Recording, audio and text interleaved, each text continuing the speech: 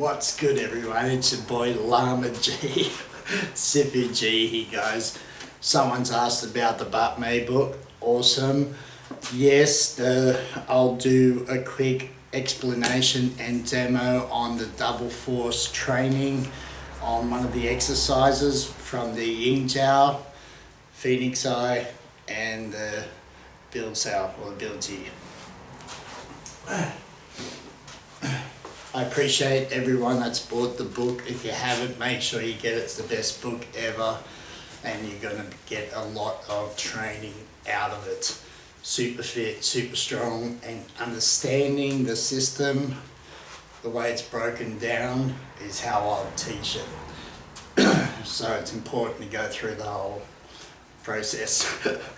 Alright, so you can start in any stance. Right, so feet shoulder width, left leg in front. Of course, your rear foot is in line with your heel, so it doesn't need a big long stance, and you're not going to look more powerful. Or we're trying to refine Ging, right? This is all about Ging. Bak Mei is all about Ging, right? So if you look at the system of power development, it's all there. It's up to you to be able to train that power. And Bak Mei Ging is not easy to get if you haven't done the right way to build up, because improper training, most people are doing too much like this from the book and what I've been seeing. So it's not about so much muscle force, it's about the tendon power and how to be soft when it needs to be, and then hard when it needs to be. And that's an understanding of flexible power called Eyebrow. It's the yin yang transition in between moves of how to relax, so you can get that explosive force. You can't get explosive force without being soft. Right, so hard power is hard power. It's not explosive power per se. Still can be hard. Don't judge hard power like that. You know what I'm saying? Is what we are trying to achieve in Bak Mei and the Haga arts is all based on Ging, nothing more. Alright, so the left foot forward, for instance, you don't want to be hunched over like this so much. I was showing a little bit over just so you can get the idea of rounding. Your back should be straight, your glute, your pelvis is tucked under, and that opens up the Ming point at the back. Lets the chi go and flow. Tongue touches the roof of the mouth, gets the circuit moving for chi to move in a proper way in Bak Mei. Alright, so as you cross your hands up out into the eagle claw, the claw is going to cause some type of tension. It's how you do this claw for this punch. Right, if your claw is too far down, then you're only elbowing it, right? But we're trying to understand wrist power as well. So once we load, we know that from there's a snap down into it, right?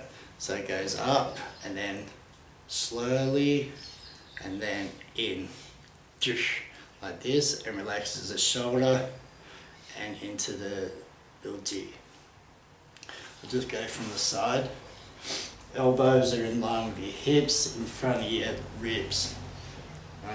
So when you flare out first, it expands, toe, right, and tongue. Right, so once it reaches over here, like this, now you got wrist power to add to it. If your wrist is down too far, like there's a difference on doing the wrist claw and doing that eagle claw pressure point that's in the book, right, and on the YouTube clip. But when you grab doing this, you're loading the muscle groups to use your wrist power with it, right? So the alignment of your wrist and how you grab is a big factor in your first move to be able to go one and then into two, right? But if you got it wrong, that's going to be muscle then, because the wrist will help you get the shock, right? So the wrist power is one, elbow and shoulder is important, all right? So from the side, you're going to breathe in with this. It, like I said, extends forward, and you breathe in. You're going to tighten up your belly, the foot ging. Your hips are going forward. That shouldn't be anywhere else because it's forward power. Double power, Sheung, Ging. So this is just training the bridge equally to mirror each other. Some people can't do singular force straight away. Double power, I find most people understand when they do two hands together, like a push. One hand, if they do one push in one hand, it's a little bit different maybe than the other. This allows you to equal up your powers, that's all. And it's fun. So shoulder power, very loose in the shoulder, but your internal mechanism will be loaded via your breathing, and that's something that's going to have to be experienced and trained. All right, guys? So you're going to breathe in like this, and then as you breathe out with two short, 1 and 2, and then allow them to come down to your lower gate. You come up, breathing in, you're loading your muscles, and then 1, 2. Breathe in like this. That's all you're doing. You're not trying to go right. It's not how you do it. And I've seen someone do it teaching his students, and it's ridiculous. It's all about the tendon power, loading, using the G-leg, right, to snap into place for the punch, and then that tension in the fingers gets pumped, and it's a quick flick with your fingers, right? So the quicker you can release this, right, into a nice, strong, solid gimji. If the fingers are open, that's fine, but still make sure they're iron rods, right? So every finger has to be like a iron rod. If you like together is okay, that's cool. If they're open, that's okay, right? But make sure every finger is strong. So you breathe in, and you're not contracting down too far either. You're not going 1, 2 like this. You're going forward, right? And then you can cross them the other way and work there, crossing the bridge this way, right? Then 1, 2. 1, 2. Breathing in. 1, 2. Breathe in. 1, 2. Right. And it's not a race. Don't have to go straight away. Just learn the 1 first, and once that 1 hits, right. So from here, once this 1 hits, you can practice just learning how to do it like that, to understand your wrist.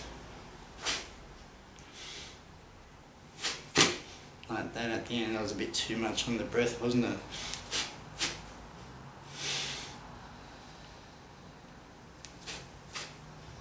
And that's as much as you want to do, because remember, we're working tendon. Once you start going too hard, you're overriding, and then it's all Gung lick, right? Not Gung lick, the lick is all the muscle power, and then you're going to get tired, and then you're going to be out of breath as well. So the training with the claw balls and everything like that will give you that muscle endurance. That's what the balls are for. And then from there you learn how to release that power, and it's done with the tendon power and a little bit of muscle, right? Of course, muscles are always going to be in it, but it's not tense muscle, right? It's relaxed, and on the ends it will snap. 1, 2, like this.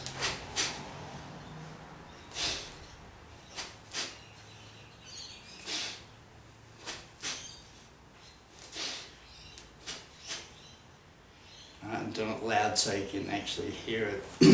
Still a bit crook from the last few days, so it doesn't help. But you can see what I mean. So you can also grab someone, then smash, hit, right? Wrist lock, hit them, and then through in the neck. Or you just go lock them, bang into the eye.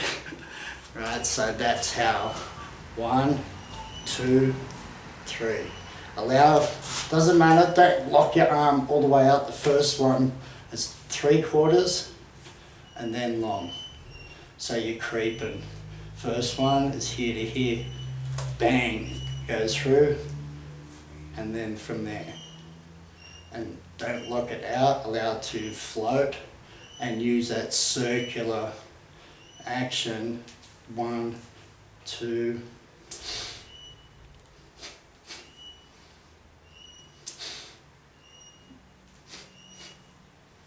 right, just understanding how your shoulders and the samguan, wrist, elbow and shoulder work, and that's the fundamental of Bak Mei, is to understand your body, loading it with your breath, arm hip powers, back, proper structure, proper breathing, proper everything. So it's in the book. I think 201. Get it, and you won't be sorry. It's worth the money. It's got so much cool stuff. Alright, till next time. Peace.